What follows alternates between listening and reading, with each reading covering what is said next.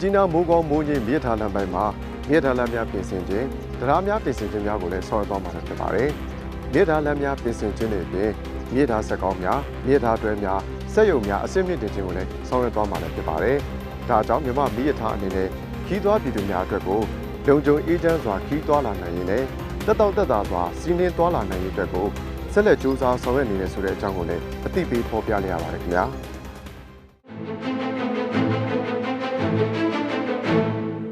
ဆက်သွယ်ရေးကဏ္ဍမှာဆိုရင်တော့ mobile scan အသစ်28ခုကိုရက်တရာအတွင်းမှာတိုးချဲ့ပေးသွားမှာဖြစ်ပြီးတော့ mobile scan 9ခုမှာဆိုရင် 4G စနစ်ကိုအဆင့်မြင့်တင်ပေးသွားမှာလည်းဖြစ်ပါတယ်။တမဝါယမနဲ့ကျေးလက်ဖွံ့ဖြိုးရေးဝန်ကြီးဌာနအနေနဲ့ကတော့ကျေးလက်ရေရရှိရေးလုပ်ငန်းဆိုလာရေတင်စနစ်နဲ့တောက်သုံးရေနဲ့စိုက်ပျိုးရေရရှိရေးလုပ်ငန်းတို့ကိုဆောင်ရွက်ပေးသွားမှာဖြစ်ပါတယ်။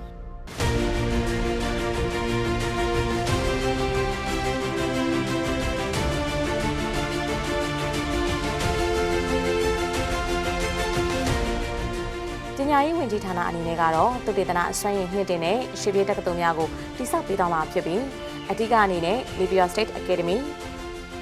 ရန်ကုန်တက္ကသိုလ်မန္တလေးတက္ကသိုလ်တို့မှာ Research and Activation များကိုရွှေပြည်တက္ကသိုလ်များအဖြစ်နဲ့သတ်မှတ်ဆောင်ရွက်သွားမှာဖြစ်ပါတယ်။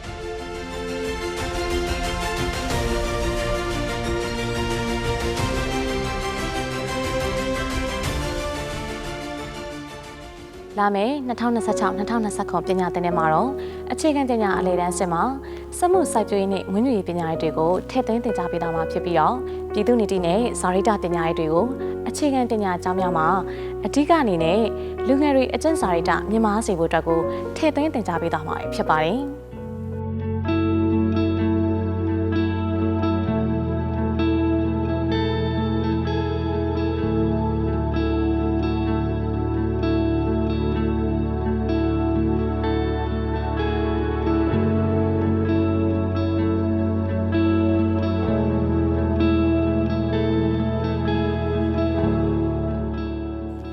ပညာရေးဝန်ကြီးဌာနအနေနဲ့ဗလာ9တန်နဲ့ပြေဝတဲ့ကျောင်းသားများဖြစ်စေရေးအတွက်ကိုအခြေခံပညာကဏ္ဍမှာ Smart School နဲ့ Football Ball School Program ကိုအားကစားရေးရာဝန်ကြီးဌာနလူငယ်ရေးရာဝန်ကြီးဌာနမြန်မာနိုင်ငံဘောလုံးအဖွဲ့ချုပ်တို့နဲ့အတူပေါင်းစပ်ပြီးတော့ရက်ပေါင်း100အတွက်မှာ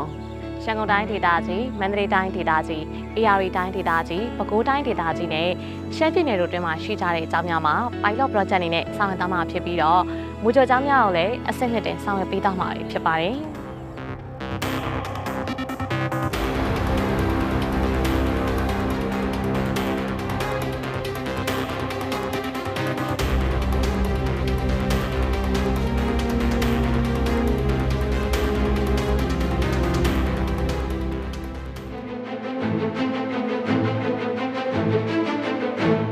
ကျန်းမာရေးဝန်ကြီးဌာနအနေနဲ့ပြည်နယ်နဲ့တိုင်းဒေသကြီးခရိုင်မြို့နယ်90မှာဒုတိယကျန်းမာရေးဦးစီးမှုတွေကိုခန့်အပ်ပြီးတော့ကျန်းမာရေးအဆင့်မြင့်တင်ရေးလုပ်ငန်းတွေကိုလည်းဆောင်ရွက်ပေးလျက်ရှိပါတယ်။ဒါတွေပြင်နေပြည်တော်ရန်ကုန်မန္တလေးမှာရှိတဲ့နှလုံးဆေးကုသရေးဌာနတွေမှာလူနာသသိန်းအတွက်ကိုနှလုံးရောဂါအန္တရာယ်ကာကွယ်ရေးနဲ့ပတ်သက်ပြီးတော့ဆေးကုသရေးလုပ်ငန်းတွေကိုတရုတ်နိုင်ငံနဲ့ပူးပေါင်းပြီးတော့ဆောင်ရွက်ပေးသွားမှာလည်းဖြစ်ပါတယ်။ဒါတွေမကသေးပါဘူး။တိုင်းဒေသကြီးနဲ့ပြည်နယ်များမှာရှိတဲ့တုနာပြုကျောင်းများကိုတုနာပြုသိပ္ပံကျောင်းများအဖြစ်နဲ့အဆင့်ဖြင့်တင်ဆောင်ရွက်ပေးသွားမှာဖြစ်ပြီးတော့အခြားကဏ္ဍပေါင်းစုံတိုးတက်ရေးအတွက်ကိုလည်းဆောင်ရွက်ပေးသွားမယ်လို့ပြောကြားခဲ့ပါတယ်။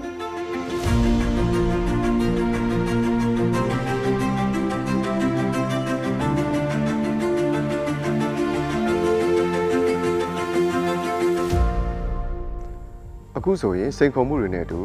နိုင်ငံတော်သမ္မတကြီးဦးမင်းအောင်လှိုင်ဦးဆောင်တဲ့အစိုးရအဖွဲ့ဟာဆိုရတဲ့တာဝန်တွေကိုစတင်ထမ်းဆောင်ပြီးတော့ရက်ပေါင်း100အတွင်းမှာတိုင်းပြည်ကောင်းအောင်ဆောင်တဲ့အခါမှာလူချင်းဖြတ်သန်းလာတဲ့အတွေ့အကြုံကောင်းတွေကိုပေါင်းစပ်ပြီးတော့နိုင်ငံနဲ့ပြည်သူလူထုအကျိုးအတွက်ကိုအကောင်းဆုံးဖြစ်အောင်ဆောင်ရွက်သွားမယ်ဆိုတဲ့စိတ်နဲ့ကြံစီလုပ်ကင်ဆောင်ရွက်နေပြီဆိုတဲ့အကြောင်းကိုကျွန်တော်တို့နိုင်ငံတော်သမ္မတရုံးသတင်းနှင့်ပြန်ကြားရေးဗျူရို PPIB ကနေရိုက်ကူးတင်ဆက်ပေးလိုက်ရပါတယ်ကျွန်တော်ကျော်ဆွေအောင်ပါ